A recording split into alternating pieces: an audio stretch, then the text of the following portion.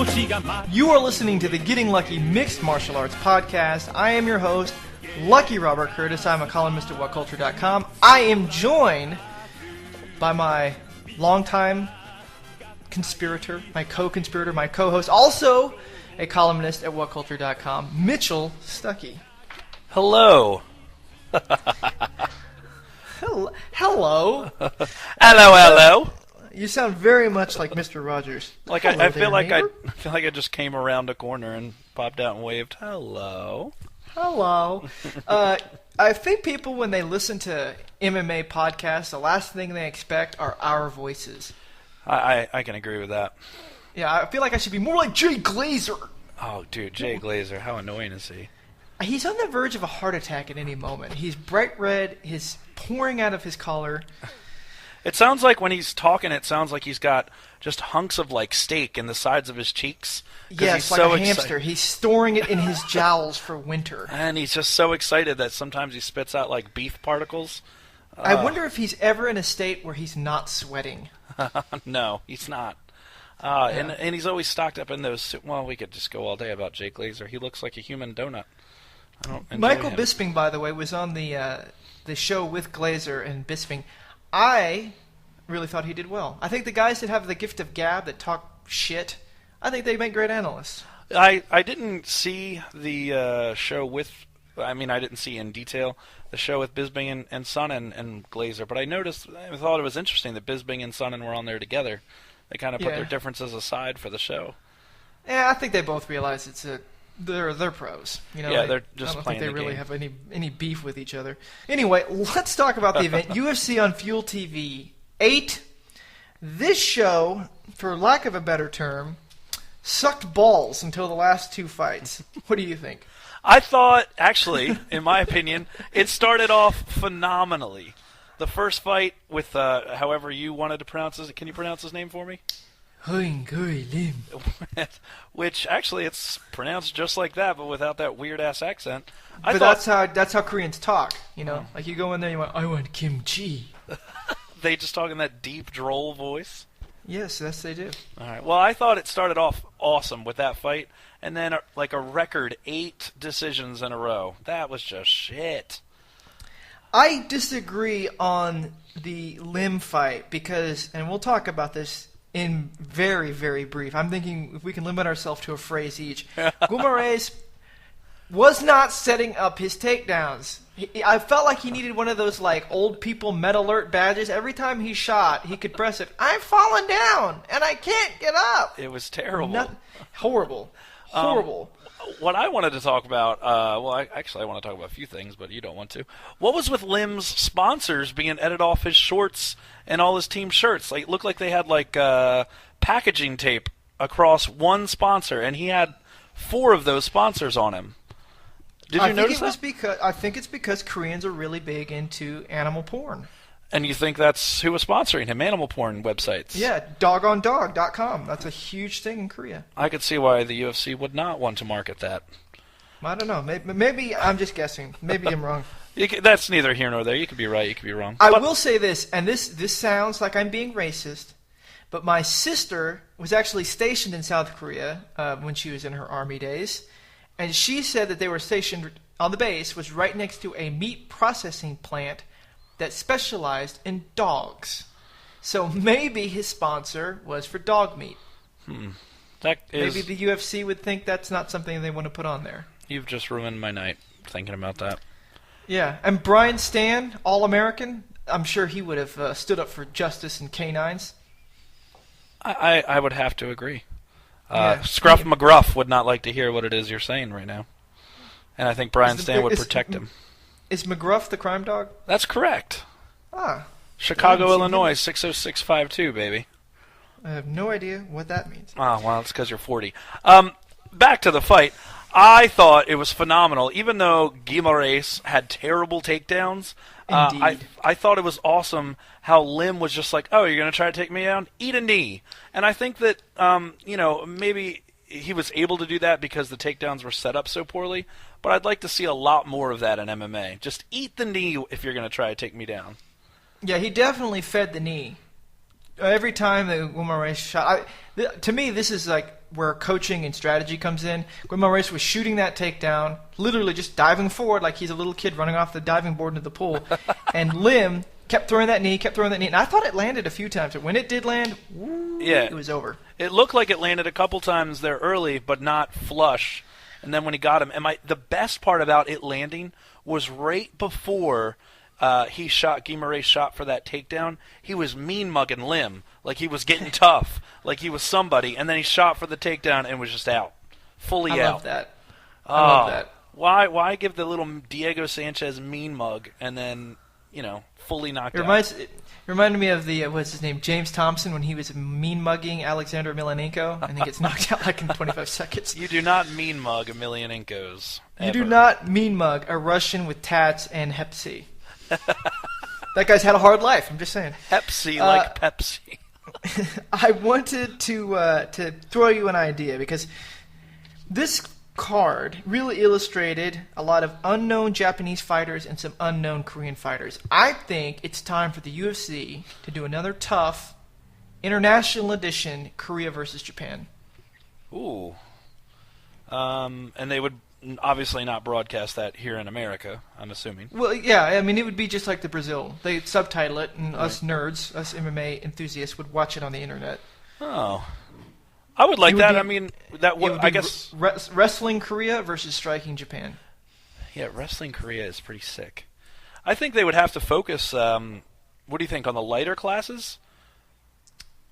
I just don't see there being a lot of, like, heavyweight. I guess you have the freak shows like the guys that Fedor was fighting. No, I don't mean heavyweights. I mean like lighter, as in flyweight to strawweight to those. Man, I tell you, those Koreans are big. They are big. Like they're wrestling. Dong-Hyun Kim is massive. Yushin Okami, Japanese guy, massive. I mean, they're pretty big dudes. I don't know how either of those two guys make weight. I have no clue. They look gigantic for their weight. Especially Dong-Hyun Kim. All right, let's talk about bantamweight Alex Casillas edging Kang. Let's talk more importantly about it being a split decision. Split decision. Split decision had a good night. Split decision did have 4 out of 8 split decisions, or 4 out of 8 decisions were split. But I noticed something, I guess, watching this card. It struck me funny. A lot of times when you see Bruce Buffer going to tell you what the judges said, you think he's going to say, and the winner by unanimous decision, or the judges had it 29-28, blah, blah, blah. And then he goes, the judges saw it 29-28, Casillas. And you're like, whoa, you're like, oh, it's a split decision. That seems to be happening a lot lately. Mm-hmm. And I wrote a little article about it. Look for it on whatculture.com under the sports section. Mitchell Stuckey. Shameless plug. Anyway, so I thought about that. I agree with the decision. How do you think it should have went down? I initially watching the fight, I thought Casillas won it. Yep. Clearly, I thought he won rounds 2 and 3, if I remember right. And then I've just gone back, and I saw there was a little bit of controversy that he stole the fight, and I went back and looked at the fight metrics. And if you look at the striking, obviously Casillas is way ahead. Let's just look at significant strikes. Rounds 1 and 2 are the ones that Casillas and Kang really, really contested. Casillas ran away with round 3.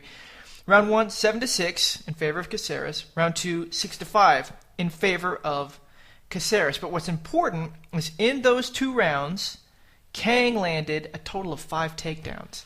So there's 1 strike difference in each round, in rounds 1 and 2, in significant strikes. But Kang landed 3 takedowns in round 1, which I think he clearly won, and 2 takedowns in round 2 with 3 passes. Now, I think what gets tricky is Casillas' total strike output, all these little, meaningless jabs, was substantially higher in terms of his connect rate, 24-11 in round 2. And I think that may have stole the round, even though I think Kang maybe should have won it. That could have stolen the round, but I think what's important to look at with those takedowns is that not only were they just kind of meaningless in the fact that Casillas was able to get back onto his feet. So sure, he took him down, but he didn't do anything. But you said he took him down twice in the second round? Yes, twice and passed 3 times. Okay, so he took him down twice in the second round and only landed 5 significant strikes. If he had dominant position 2 times and was only come up with a maximum of 5 significant strikes in 5 minutes, he didn't really do much with those takedowns. And it looked That's like true. And there were no sub attempts on either side for the entire fight. Right. And I thought, Kang gassed, I would say, beginning to middle of the second round. And that's when Casillas really came on and took it away. And I had Kang easily winning the first round. It looked like Casillas had no idea what to do. And Casillas was even more dominant than that in the third round. Right. He won the third round more than Kang won the first. And so it all comes down to that second round. And that's where a lot of these split decisions are. Normally it's the first round. Both fighters are sort of feeling each other out. And it's just a gimme round. Like who knows who's going to win it. And then rounds 2 and 3, someone dominates. You know what I mean? Mm-hmm. Which, if you had Greg Jackson in your corner, I'm sure he has a better game plan for stealing that all-critical round 1 while the other guy's sort of feeling it out. I think, I don't know if it was on MMA Share, but somebody mentioned how Greg Jackson's plan to steal a round for you in a split decision is to stand near the judges and just scream, "You're doing great! He didn't even touch you! Great job!" So the judges think that you're doing better.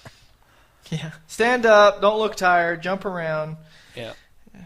What's funny is because that's ridiculous because it's almost making the assumption that the judges are scoring all 3 rounds at the end of the fight. Like, oh, hey, yeah, all right, I'm going to change round 1 and make it look like he won. Because, if round 3 is decisive, then it doesn't matter what he does. No, I mean Greg Jackson throughout the fight is standing near the judges' table saying, "Oh, he didn't even touch you with that punch. That didn't even hurt you."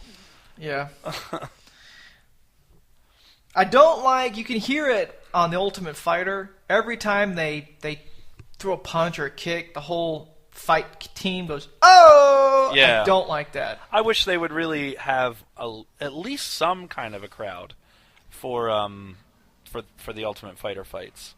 Yeah. I really don't enjoy hearing every sound. As a side note, I do love the fact that they've got like 75 cameras now on the Ultimate Fighter. So you can see from different angles and everything, particularly during that Uriah Hall kick. Got goosebumps. Good God, that was awesome. All right, next fight, Cristiano Marcelo versus Kazuki Takadama. I was impressed with this fight. I want to go into a long tirade about Cristiano Marcelo. Do you mind if I do? Go ahead. All right. There is a business analogy comparing the British style of business and the American style of business that I got from one of my friends who's an international financier. No shit. Okay. And he said this is how the British approach business. Ready, aim, fire. They prepare, they make a strategy, they carefully plan, and then they execute. Americans don't do it that way at all. Americans are much more about getting in there and adapting as you learn, as you figure out what you're doing. And so he said our way of doing business is ready, fire, fire, fire, fire, fire. That's how Americans do business. That sounds like how we're doing our podcast. Exactly. We don't even say ready. We say fire, fire. Oh, are you ready? Okay, fire, fire, fire. This is the difference in Marcelo's BJJ versus someone like Ronnie Yaya. Marcelo is a tournament BJJ guy. His BJJ is about 5 to 10 years out of date. He gets on the ground and expects to have 15 minutes to set up a single submission attempt or something. He's extremely slow. He is. Also, when you watch BJJ tournaments, being in the guard is not being scored against you. So a lot of times you'll watch guys just kind of come to each other on their knees, and one guy will just fall back into his guard and the other guy will be on top. And they're like, whatever. So Marcelo is extremely easy to take down. He just surrenders his guard and then doesn't do anything with it because I think he thinks he moves at a pace equivalent to a BJJ tournament, not MMA. In MMA, you need to be throwing up submission attempts every 3 seconds, like Ronnie Yaya and some of these other really, really aggressive guys. Marcelo will never, ever be a mixed martial artist. His stand-up is horrible. We were actually praising him for keeping his chin at only a 30-degree angle up rather than his usual complete 90-degree. Right. We were talking. And then his BJJ, which is his strength, is not fit for MMA at all. No. Tirade over. I'm off my soapbox. I'm sorry. We were talking in the middle of the fight about his chin, and we were both saying he's going to come out and he's going to keep it wide open and up. And then he did, put his shoulder to protect, as a little padding there, protected. He kept it down a little bit. But then I guess he forgot. He just threw caution to the wind there in the middle of the second round, and it was just like rock'em sock'em robot. But to Marcelo's credit, his neck never went up, I guess. But I don't know. I think with the first three fights of this card, though I guess now that we look at it as a whole, it was kind of a waste. But Takadome and Lim, I was really impressed with them, and I'm excited to see them fight again. Tough Japan versus Korea. Bring it on. I agree. All right. I don't want to talk anymore about that fight. I thought Marcelo was terrible. I thought he was a joke.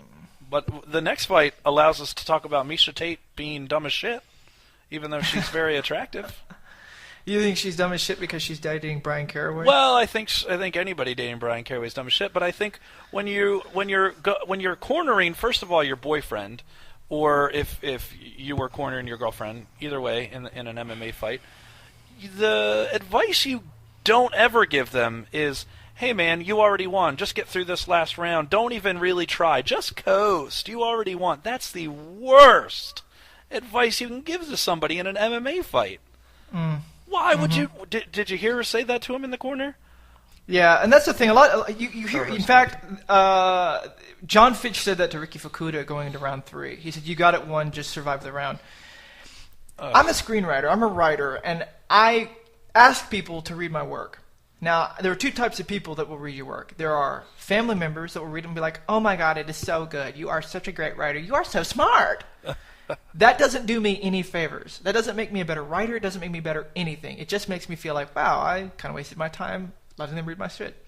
Then there are people that read it and be like, it's not funny. Or, act 1 is weak. Or, I don't identify with your main character at all. Those people, being brutally honest, are helpful. So if you've got your girlfriend in there and she's like, "You're so sweet, I love you, I want to make out with you in between rounds," that's not helping him at all. He needs someone in there that will say, "Listen, you lost that round. You got to go out there like a maniac and get the round back." Yeah, I couldn't believe when I saw her walking out with him. I was like, really, dude? That's a terrible business decision to let your girlfriend corner you. And if I had my wife cornering me, oh my God! Like, can you imagine having your wife corner you? Like not your girlfriend, your wife. Like if like they're not married, but imagine like I've been married for 8 years, so I'd be like sitting there on the stool, and my wife would be like, "Why do you always do that? Why do you always drop your left? Oh my God, my dad was so right about you." And then you would want to drop your left just so you could get knocked out. Yeah, and like, "Don't yell at me! I don't like it when you yell at me." Right. It was a terrible decision to have her corner him. And you're totally right. You don't want that guy that's just going to tell you what you want to hear. There's no way to get better when you're just being fed happy comments that don't mean anything. And that's what she was doing.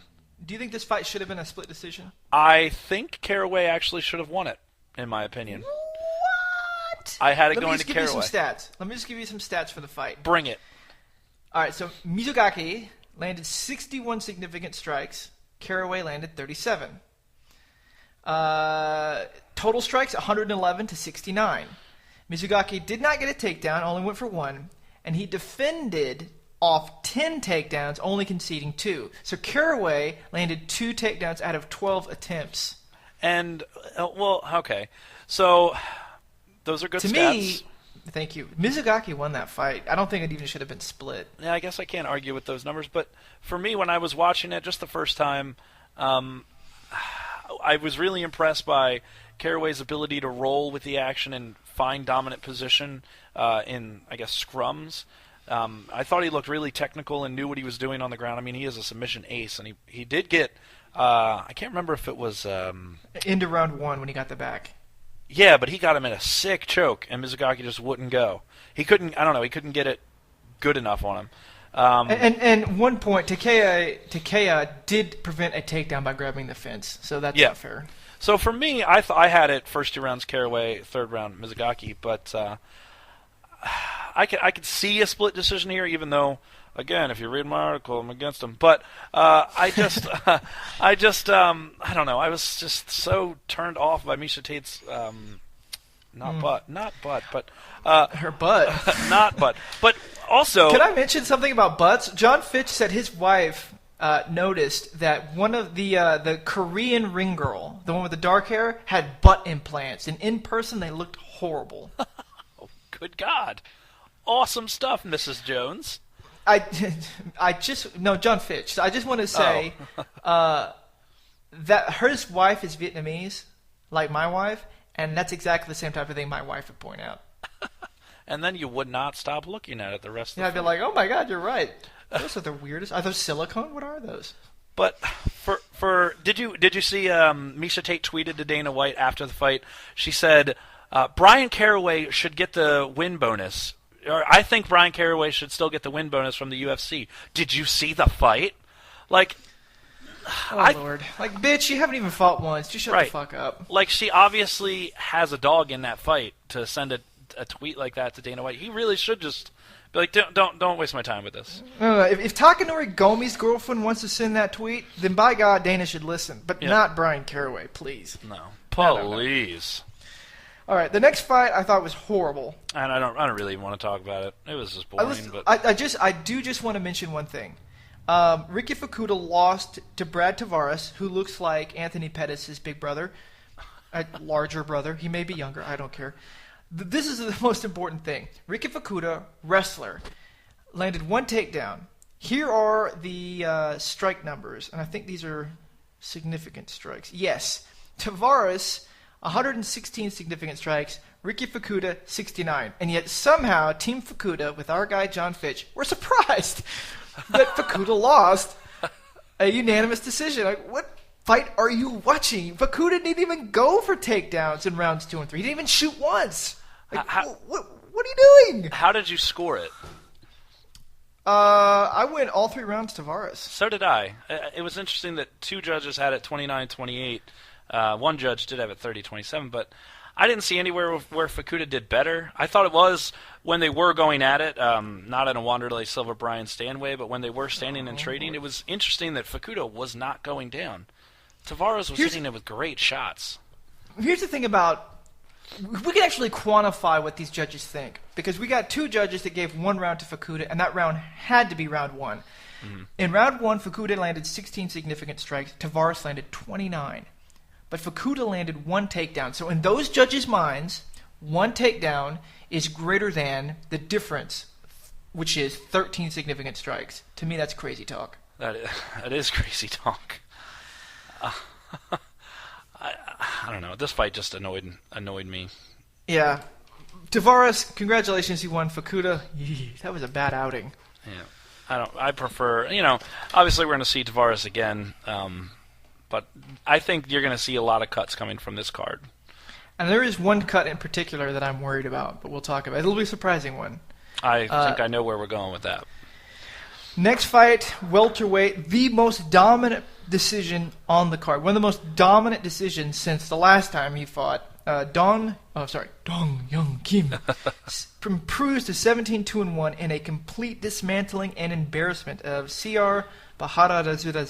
So here I am on the preview show talking about how much I want Sears the Great to win and knock out DHK, Dong Hyun Kim, and also talking about how much I don't like Dong Hyun Kim. And here's my big gripe. If I'm going to get up on a soapbox and just have a moment of your time, how do you achieve the most dominant position in all of fighting, which is the mount, for a total of 3 minutes at least in the fight? That was just me counting. That's in 1 round. Well, come on. The first round, he got the mount, and a minute and a half later he let go or was rolled off or whatever, or stood up. But the whole time he's in mount, that whole minute and a half in the first round, Herb Dean, I think it was, is telling him to work. If you're in mount and you're being told to work, You are only just holding your opponent down in mount. You're like a big brother just sitting on a little brother doing nothing.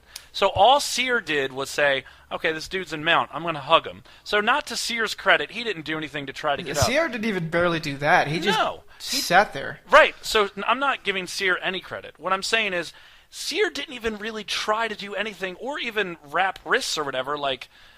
And Dong was happy to sit there and do nothing. I like how you said dong. It is funny to call him Dong. But he was happy to sit there in the most dominant, could put you away with ground and pound position.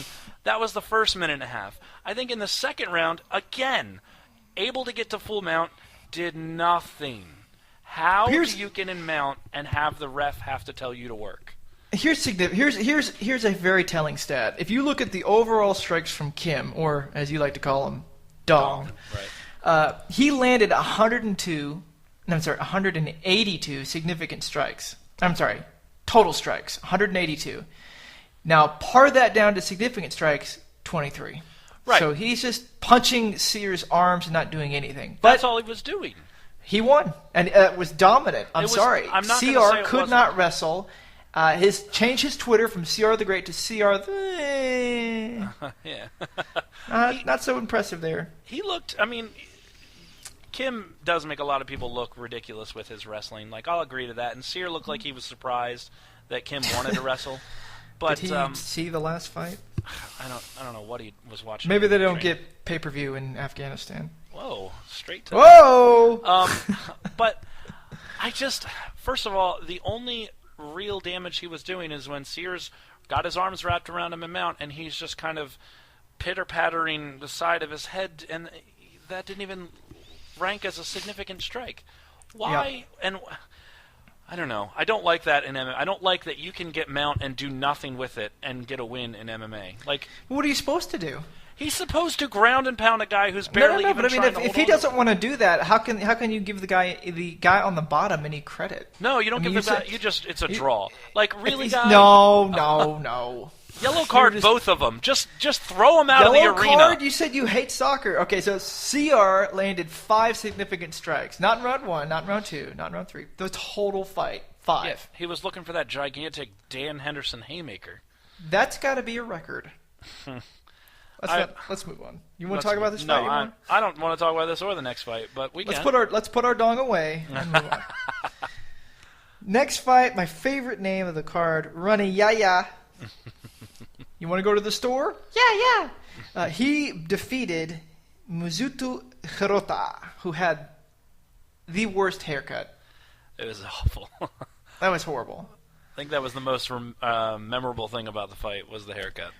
Ronnie Yaya has super aggressive BJJ. I loved it, except see, this is the thing. Is Kenny Florian was saying, because Yaya had that side choke, and he let it go, and he went back into guard. And Kenny's like, he should have kept going for it. Well, I think he went for that side choke so long, I think that's exactly why he gassed in round 3. Yep, I agree. That's exactly what I saw. I thought he was going for it too much and too hard, and blew his arms out. And if he had held that longer, he may have been so exhausted he may have gotten finished. Which would have been great for this card because it didn't have any. That's true. But I actually like Ronnie. I thought he did really well. I liked his grappling. I thought he was dominant. His takedowns were awesome. His drop and level change, I think he landed I think he went exclusively for single legs. Those were impressive. He did not look Brazilian when he was doing that. I was impressed by his performance, but I don't know. It wasn't really anything that I can't wait to see either of them fight again. I feel like we should play mortuary music. Dum, dum, dum, dum, dum. Because the next fight broke my heart. I was so nervous. Let's talk about it. I want to spend a lot of time on it. But Hector Lombard defeated by Yushin Okami, and as soon as Lombard got taken down in the first round, I knew the fight was over. It's one of those fights that I think we talked about on another show where the second the one fighter gets taken down, you throw your pen up in the air and you're just like, well, there goes that. Oh yeah, that I was actually talking to my TV. Well, the first takedown he got Lawler was being. Remember when Robbie Lawler was being called the Mike Tyson of MMA? Hector Lombard is the Mike Tyson of MMA. He really is. He is a short, squat, really powerful dude with fast hands. The problem is in this fight is he actually fought like Mike Tyson would have fought in MMA. Listen, if Hector is going to win against top 10 UFC middleweights, he has got to use his judo. He's a black belt in Brazilian Jiu-Jitsu. He has got to use his interdisciplinary skills other than haymakers.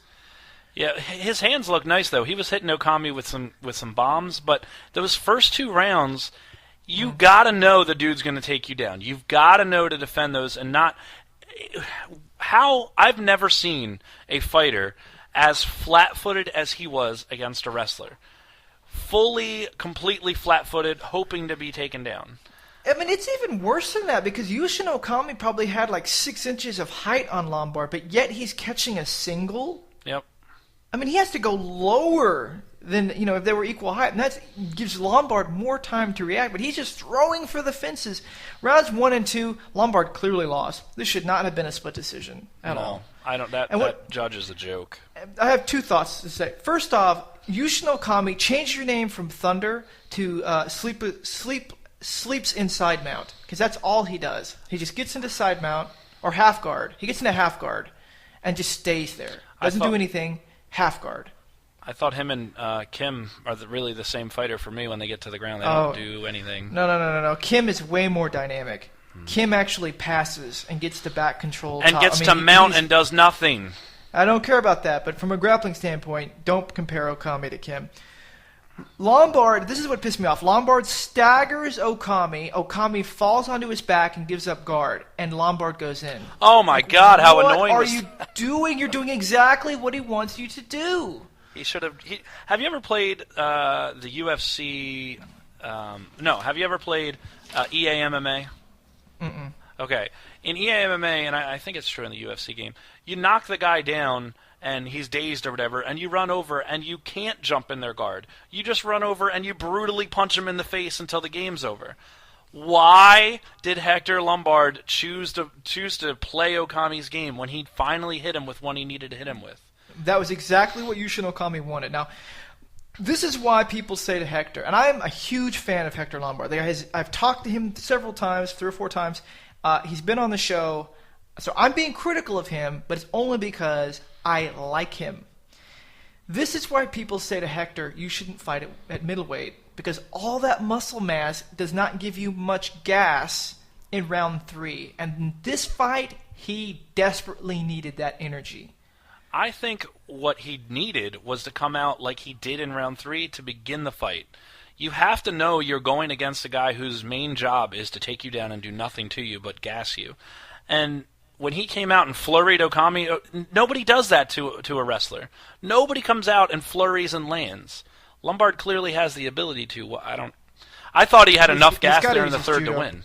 He against Okami, only Silva knocks out Okami, because Silva, he knocks you out with jabs, so he's super controlled and Okami can't counter with a takedown. Hector has got to use his judo. He could potentially be the best judo guy in the UFC. I mean, he medaled just like Ronda Rousey.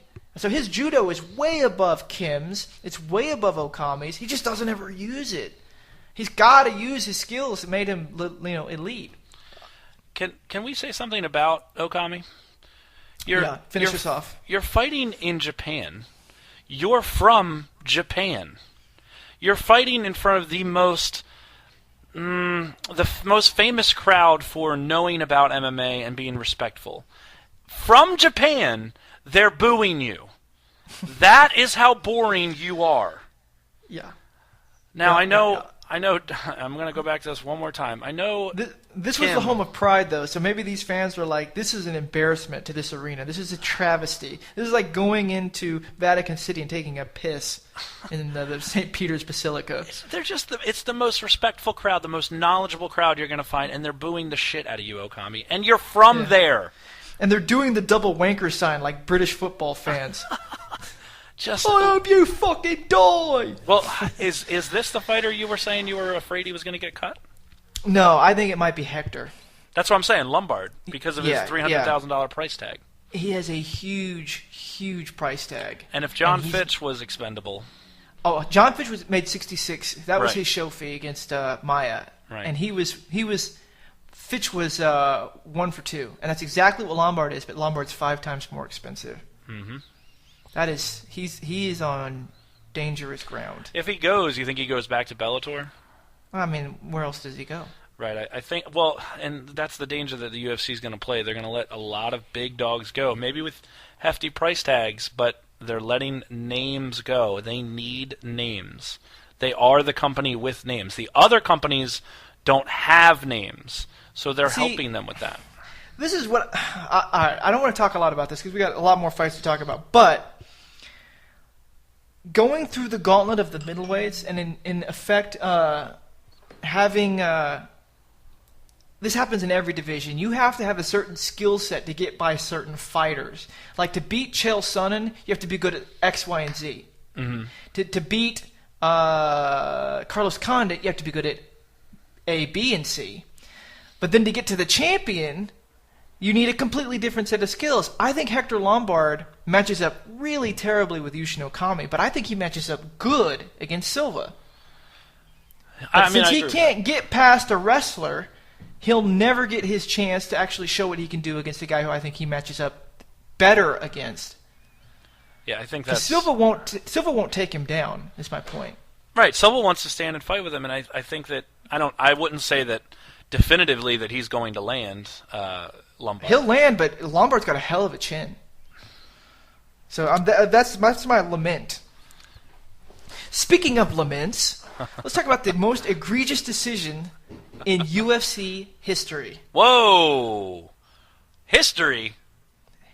Well, I have a short memory. Okay. Diego Sanchez defeating Takanori Gomi. This is all right. So I'm watching the event, and it's like a Sunday afternoon here, and I got my kids and doing things. So I watch the fight. I'm like, okay, Gomi wins. I write it down. I highlight his name in my little notes. I write down their adjusted records, and then I leave, and I go do some chores, and I come back, and I'm watching the next fight, and then someone mentions offhand, Diego Sanchez wins, and I'm like, what? Huh? So I get on the internet and I look. I'm like, holy shit! How did Diego win that fight? I was totally flabbergasted. I just wrote it down because to me it was the most obvious thing in the world. Gomi won that fight. No, first of all, here's what really bothers me about split decisions. Since this card is full of it. If you win a split decision, and this is something we talked about with Leonard Garcia and Max Holloway, if you win a split decision that you lost, don't bullshit me. Don't sit there and pop off at the mouth that, you did more in this round and this round. And that's exactly what Diego did. First of all, you came in overweight. You fought a pretty terrible fight and were gifted a decision. Do not run your mouth that you deserve the win. Dude's out of his mind. I think Dana White quoted it as, how the fuck did Sanchez win? Crazy shit. Like, how do you... I don't know. But I wanted to talk about, before we continue to be just furious with these decisions, I wanted to ask you a question about international cards in the UFC. When you're watching Gomi get introduced to a Japanese crowd, first of all, he's one of the most popular fighters over there, and he's the Fireball Kid. He's coming out with barely any applause when Buffer starts to speak. You would think that the roof would have exploded. And my question is, how would you feel about someone other than Buffer being the guy to do introductions when they travel to a non-English speaking country? You mean like a Japanese guy for this event? Like, instead of Buffer, having a Japanese guy. Everyone's going to understand the part where he goes, Wanderlei Silva! Like, no, there's no mistaking that, but the crowd will go crazy for the whole part where he's introducing... well, I don't think it's that, because Wanderlei Silva was getting a raucous reception the entire time. Well, that's because he's the god of Japan. Right, and Takanori Gomi was a god back 5, 6, 7 years ago. What I'm wondering is this. Let's say, for instance, that there was international NFL. Like American football, we would take our players, our best players, and send them out and play other guys. And let's say we were introducing Terrell Owens to the international audience in America. And they introduce a Terrell Owens, and the Americans like, and then the international people are like, why don't they like Terrell Owens? He's American. And like, well, because Terrell Owens is a douche. A lot of people hate Terrell Owens. He's a quarterback killer. Maybe Takanori Gomi is not as beloved in his country anymore because maybe he said shit. Maybe he's done interviews over there. Maybe the Japanese people know him too well, and there's things about him they don't like. I don't know. So you don't think a foreign announcer would help, like a Brazilian or Portuguese-speaking announcer in Brazil shows? You don't think that'd be great? English is like the common language. Everyone in the world speaks English. I don't think it matters. And let's face it, when they do these international shows, like in Australia, the show started at 8 a.m. They could give a fuck if it's convenient for the local audience. This is an American broadcast. I mean, I can agree with that. I just wanted to see the roof blow off when Gomi came out, and I thought the crowd seemed a little bit confused with how... Buffer, and this is weird to say this, but I thought Buffer... I was impressed by Buffer's performance. Like, I thought he did a great job hyping the fight. He sounded great, but... I know I was getting pumped for it, but I just thought the crowd should have been going crazier. But I guess that's so. Buffer has this sort of thing he does. Like for certain fights or for certain fighters, he'll do like little extra things. Like he'll do the spin around, and for Randy Couture, I think in one of his big fights, he actually did a 360 spin to point at him. The Buffer 360. Right. I was watching him to see if he would do that for Wanderlei in Saitama Arena in Japan, and he didn't. And I thought that was probably worthy of one of his little Buffer moments. I think if he had known what the fight was going to come out to, he probably would have done a Buffer. This is Wanderlei in Japan, in the home of pride. And this do a fucking backflip, Buffer. Right, it's probably not going to ever happen again. But all right, let's talk about the fight for a second. Yeah, I thought Gomi conceivably won all 3 rounds. And I wouldn't disagree with that. I don't know how it comes out to a split decision. But one thing that Gomi did that I thought was weird.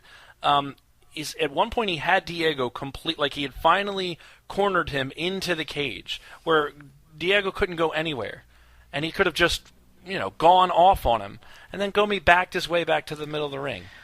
I think what he was worried about is getting in close and doing some dirty boxing, and Sanchez using that as a means for a takedown.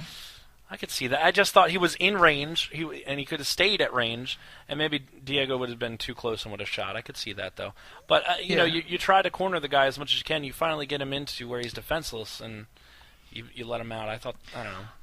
I think in stand-up, just with pure boxing, which is what Gomi used exclusively in round 2 and 3, Sanchez couldn't touch him. So whether they're against the cage or whether standing out in open, Gomi was just on another level. Right.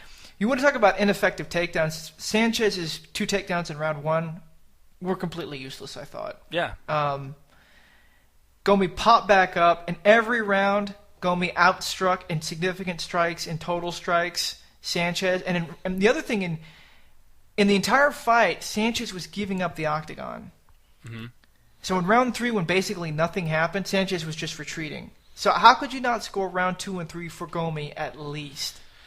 I don't know. And here's the other thing that really would have made this fight a lot better. And I thought something that I wanted to talk about with officiating in MMA. How did you feel about Mark Goddard warning Diego after 2, picky poke groin shots? Like, he didn't mean to do it. And he goes over and says, think about your technique. Next time I'm going to have to take a point away. If he would have taken a point away, this stupid split decision would have been fixed there. But how do you feel about him even telling him, hey, man, I'm going to take a point away next time you do that? Had he taken a point away, it would have been a majority draw. Would it have? Oh, yeah, I guess you're right. Yeah. So it wouldn't even have fixed it? No, it would have been more fair to Gomi, that's for sure. Right. But how do you feel about the fact that he actually, a referee actually said, look, dude, you're breaking the rules. I'm going to take a point away. As opposed to, just grab the fence as much as you want. Just keep doing that. That's fine. I think a warning is fine for the first one, depending on how egregious it is. But the second one, you should probably take a point. I thought it was just interesting that he actually said something. I didn't think either groin strike was major or even that it was meant. I just was happy with the fact that he did say something as a referee. But yeah, I did like the communication. Right. I wonder if he could have said that to Gomi. I don't know how good Gomi's English is, which is why I think if you're going to have a referee, An international fight, you have to at least speak the local language. Well, then they would have had to have a Korean-speaking referee. No. I mean, if the Koreans want to fight in Japan, they should either speak English or they should understand Japanese. Okay. If you're going to fight in Korea, then the referee, it's on him to speak Korean. That's my opinion. Okay. There's not much to say about this fight other than maybe Diego won the first round based off takedowns, but other than that, I can't give him any other round. And I don't even know if I give him the first Nate Diaz round. and get his wish, he'd get crushed. Oh, my God, that'd be awesome. And with Nate Diaz coming in with vengeance for his brother, give him that fight. And he'll land 300 punches in 3 rounds. I guarantee it. Let's talk about the heavyweights. Stefan Struve versus Mark Hunt. Mark Hunt obviously broke Stefan Struve's jaw cleanly in half. But I was really shocked that Mark Hunt was just cool going down into the guard. I kept screaming at him, get up, but he kind of seemed like he knew what he was doing a little bit. He did, and he got out of some tricky spots. He was playing with fire, yes. Oh, my goodness. Got himself a little bit deep in some of those, I think he got nearly knee-barred, arm-barred, and triangled, but he pulled himself out. The armbar, at a point, I thought, well, this is it. And somehow he just winded his way out of there. I think the more telling thing with this fight, the more, utterly not impressive thing, is something that, and we're going to mention him again, I guess Jack Slack talks about in his articles when mentioning Stefan Struve, is the guy doesn't use a jab a guy of his size should use. When you're Stefan Struve and you're fighting someone so much smaller than Mark Hunt should never be able to jab you. And I think Mark Hunt's jab was more effective than Struve's. Mark Hunt was landing at will with his overhands. Yeah, but Mark Hunt was also landing jabs on a guy like a foot taller. But I mean, you should never, when you're a foot taller, and I don't know what the reach difference was, but when Mark Hunt has to jump to put his fist on your chin, you should never get touched if you're head moving and jabbing. You're absolutely correct. Struve had no head movement. Struve is a tough kid. The fight was actually stopped. Mark Hunt did his walk-off, and Struve was not out. He actually looked to Dean and said, hey, will you take the tooth out of my cheek so I can keep fighting? And Herb Dean just said, okay, it's over. Which was good, because at that time, nobody knew Stefan Struve had a broken jaw. And it was, you can go see the x-ray, the imaging of it on his Twitter. It was completely broken, like right down about where your bottom incisor is, just all the way down. Here's a funny thing about dudes with this natural power, like Mark Hunt, Johnny Hendricks, Shane Carwin. They throw, and they don't look like they're throwing very fast, but when they hit people, bad things happen. Like they just, yeah, you know what I mean? Yeah. When Dan Henderson lands on you, it's just like, wow, I'm dead. You know what I mean? Dan Henderson, the thing that's funny about him is when he threw on Bisping, he's got, at least in that right hand, he's got lots of hand speed. But when Hendricks hit Campman, it did not look like he was just like throwing a nuclear punch, that was like speed of light. He's just like, bing, and then all of a sudden Campman's, head splits in half and a little alien crawls out. It's just insane how much power. Hunt looked exhausted. He just like throwing up these really lazy punches. But when he hit his jaw, Stefan Struve's head actually went faster than the punch and the recoil, and blood was flying. I'm like, how does he generate all that power? It just looks like the most lazy punch in the world. Or when Shane Carwin knocked out Frank Mir with that short, I think it was a short left or right when they were dirty boxing. It was just like a little boop, and then Shane Carwin is unconscious. It's insane. Mir was unconscious. Yeah, Mir's head flew back from that little Carwin shot. I remember that. The guys that have that kind of power, it's just amazing to me. I don't understand how they lose a single fight. So coming from those 8 decisions, how far out of your seat did you jump when Mark Hunt landed the gigantic bomb? Like, I know I went nuts. Amazing. Yeah. Yeah. I was actually barely able to keep my eyes open for most of this event. I was just so dead tired, and the fights were putting me into a bad spot. And then I'm glad that we had the Hunt fight before the Silva fight, because it woke me up and got me excited. Yeah, I will say that I DVR'd the main card. I was falling asleep here in America. Coming up till 10 o'clock, I was falling asleep through the decision, like the prelim fights, and I watched the fight the next day, the main card the next day, wide awake, and I was still falling asleep through Ronnie Yaya's performance. Just, I don't know. But Mark Hunt, man, I lost it. Like, I didn't even want to watch the DVR.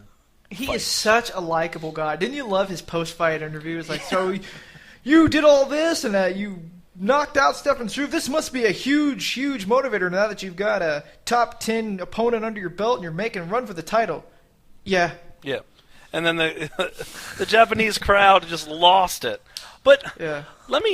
You just probably pulled off one of the coolest performances of your life. You're just in one of the biggest battles, and John Anik is in your face. John Anik. Mark Hunt is not in this for the fame. I think that's fairly evident. I think he has fun doing what he does, and he doesn't want John Anik, a little cockroached, beady-eyed dude with a Kenny Florian voice in his face. So you're not feeling the Anik. I like Kenny Florian a lot. I do not like John Anik. You have to like Kenny. You've met Kenny. I haven't met him, but I did interview him. Well, phone interviews count, right. Don't they? I don't like John Anik. You guys are now pen pals. Ooh. Did he send you your Valentine's? He said he was going to send it. He did, but he didn't ask to be my Valentine, so that was... Oh, I'll be your Valentine. Oh. That was awesome. It was that was definitely worthy of fight of the night had the next fight not happened. It was back and forth. Stefan Struve, I thought, looked terrible. I thought he gassed. I thought with his advantage on the ground, with his length, I thought he should have been able to sub Mark Hunt or at least force Mark Hunt into more dangerous situations, like closer than what he got. Right. I thought after he didn't get success, I thought Struve decided, you know what, I am going to stand with him. We're talking about a Mark Hunt who was submitted by Sean McCorkle. Here we go. Who was submitted by Alistair Overeem. You're telling me that Stefan Struve, in all his ability, couldn't put Mark Hunt away? What I don't understand is how much Struve is wasting his size and potential. Man, if I was Struve, I would try to put on as much meat as possible and cut down to it. I think for this fight was the first time he had to start cutting weight. Yeah, and he still didn't look very, At 7 foot. He looked soggy in the middle. Okay. Every time I see him, I'm like, man, that guy should be playing basketball. What the hell is he doing in fighting? He is a fighter. I mean, through and through. The dude's really tough. But he's just wasting his... But his striking game should be so much better than it is. His sub game is sick. I know. Can you imagine if that guy would kick? Dude, and he did. Joe Rogan would masturbate to his leg reach. He landed flush on Mark Hunt's forehead. Do that a couple more times, maybe you'll take him out. Maybe. We are talking about Mark Hunt. Maybe he's the big Speaking of another Kiwi Samoan, Soa Palele the Hulk is now officially a UFC fighter. Congrats. I heard about that via Ariel Helwani. Now Let's talk about the last fight. We're already about 50 minutes into our podcast. We were hoping to finish it in 30. Oh well. We need to spend ample time on this fight. Both men had a plan, and that plan went completely out the window, and they just went crazy. Like that round, I would put against any round in combat sports. Boxing, kickboxing, anything. That first round was insane. It was literally insane. Fully agreed. You have to watch... I mean, for people that were just watching MMA for like the first time, or maybe the first 3 or 4 times, that fight does not happen once every 10 years. That's the fight you introduce your friends to when you're saying, "Oh, I watch MMA." I kind of feel like you don't. Like if you get a guy over from Ethiopia and they're starving, you don't give them a steak. You know, you give them crackers and then let them work up to a steak. Because then every food they have after that will be like, yeah, this sucks. Why doesn't every fight like Wanderlei Silva stand? You know what I mean? I think they would go, I got to see that again. I think it's like heroin. They're chasing the dragon. I can't believe these two dudes. They were like, they completely threw any strategy or defense out the window, standing in front of each other, wham, wham, wham. They even did an exchange like the Don Fry fight where they're grabbing each other's necks and just punching each other in the face. They were trading who was going to fall down first. Both of them, fell down from each other's strikes. Yeah, I think Wanderlei fell down 3 times. Stan fell down once. One of them was a slip. That first, I don't think Stan got. Oh, I thought he did. I thought he did get clipped and fell down with that one.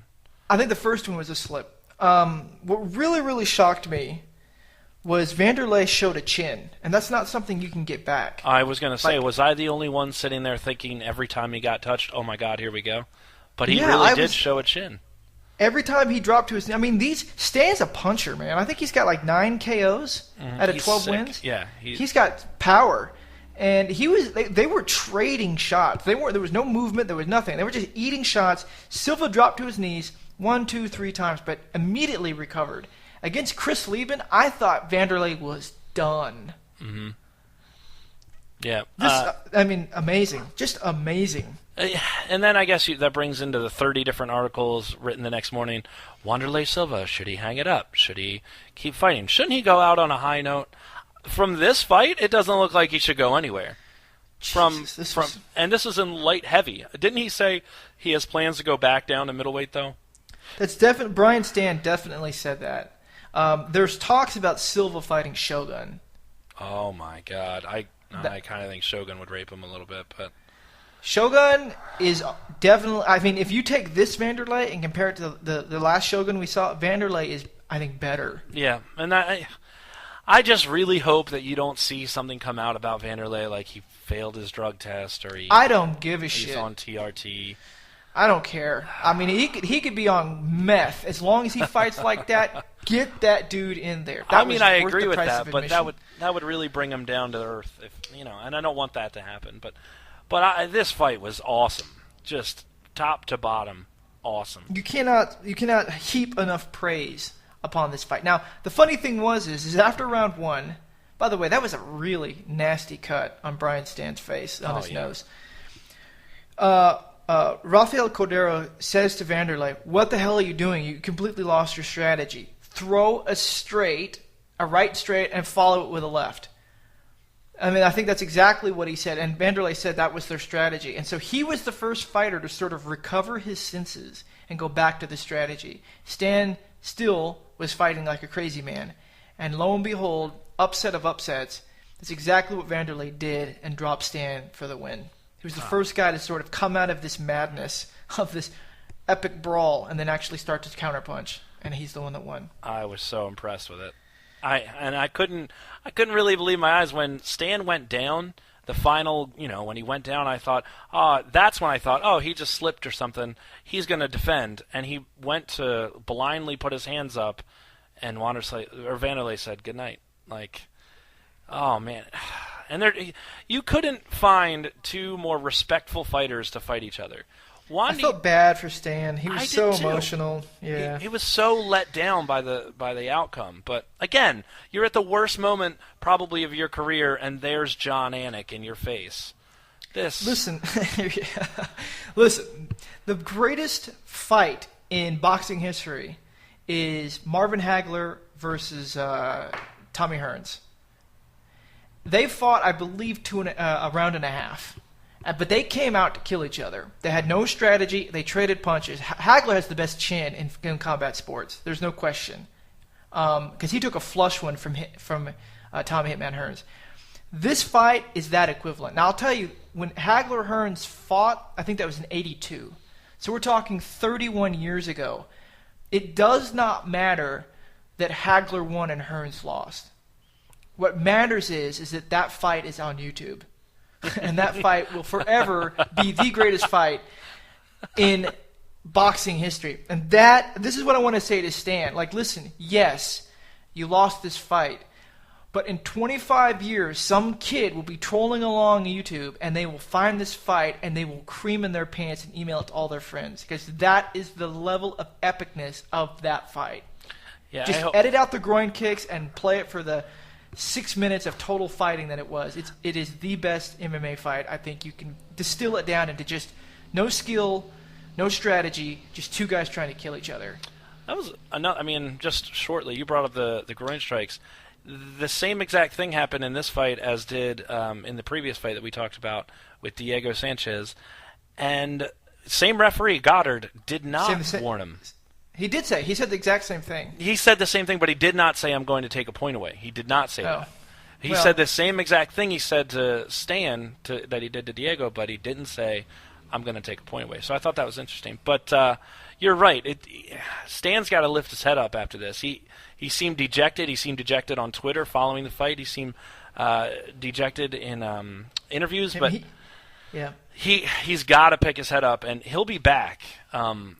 Dude, listen, it takes a ton of courage to say, I'm going to go into Tokyo, Japan, and fight this god over here, this crazy maniac killer, and I'm just going to throw everything out there and I'm just going to go do a slugfest. That takes tons of guts, and I'm telling you, the MMA world salutes you. That was amazing. That was absolutely breathtaking. I don't care. I'm obviously glad that Wanderlei won. Mm-hmm. I think everybody is, actually. But let's face it. You just want to see an old dog have one more day of glory. But that was amazing. And they got fight of the night. They got KO of the night. And Mark Hunt also got a KO of the night. Those two fights, I would watch 25 decisions to get those two fights. That was unbelievable. Amazing. I fully agree. The card ended up being worth it to me because of these two fights. Mm-hmm. I don't know. You usually do your research really well. When's the last time they didn't have a submission of the night? I don't. I have no clue. I know it's happened, and they had to award 2K of the nights. It's so rare. I would be interesting to see. I know you did all the fight metric stuff. It'd be interesting to come up with a figure of how many submission attempts total throughout the card there were. I think maybe 5. Other than Caraway and Ronnie Yaya, I don't think there were many attempts. Diego had one. Stefan Struve had a bunch. Oh, yeah, I forgot about Struve, yeah. 1, 2, 3, 4. 4 submission attempts. Other than that, it was just, let's play it safe and get in mount and just sit there. Yeah. That's what... By the way, all the credit to Kim for being able to get into mount easily. I'm not saying that that's nothing for anybody criticizing me. I think it's amazing that he can get there. Just get there and go to town. That's what I'm saying. Use the ability that you can get there and kill somebody. Yeah. So. Well, I saw one of our buddies posted up a picture of Kim, or the Dong, and said Asian John Fitch. And I'm like, you know what? Wear that as a badge of pride, because John Fitch is an animal, or at least he was. Wow, I'm still just in shock about the Wanderlei fight. I might just go rewatch it right now. It was insane. It was just insane. If you haven't seen this fight, and I don't know if you haven't seen this fight, why the hell are you listening to us? Watch it. Download it. Do whatever you have to do. Screw SOPA. Just go watch that fight. Right. It was awesome.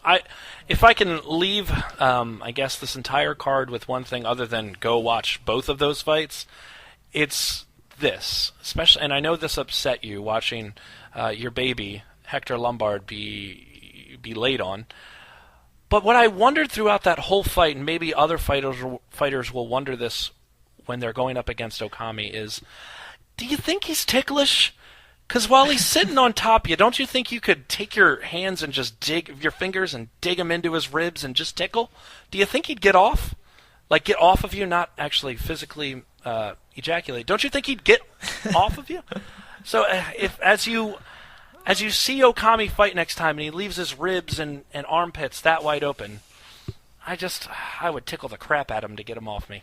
If it's the third round and Okami gets a takedown and he goes into half guard, I would just start kicking him in the balls. Right. What do you have to lose? In the UFC, are they really going to put you back down in the same spot, Pride style? No. They're going to stand you back up.